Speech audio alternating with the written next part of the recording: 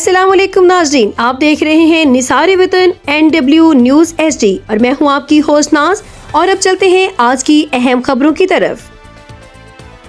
रहीम यार खान से हनीफ अजीमी की रिपोर्ट के मुताबिक डीपीओ इरफान अली समूह ने कच्चा ऑपरेशन करके डाकू राज का सूरज गरूब कर दिया।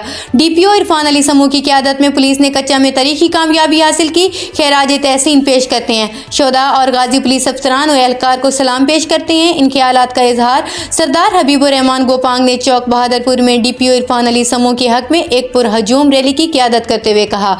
उन्होंने कहा कि कानून नाफिज करने वाले इदारों की मदद से जिला रहीम यार खान की तहसील सादकाबाद के दरियाई कच्चा के इलाके में साल हर साल से डाकू राज का खात्मा डीपीओ इरफान अली समूह का तारीखी कारनामा है, जो कि हमेशा याद रखा जाएगा। डीपीओ इरफान अली समूह की क़यादत में कच्चा ऑपरेशन की कामयाबी की सूरत में कच्चा के इलाकों से डाकू राज का खात्मा करके एक ऐसा काम है जिसका इंतजार करते करते एक उम्र गुजरी। उन्होंने कहा कि इसमें कानून नाफिज करने वाले इदारों और पुलिस के दीगर विंग्स ने भी कलीदी किरदार अदा किया है।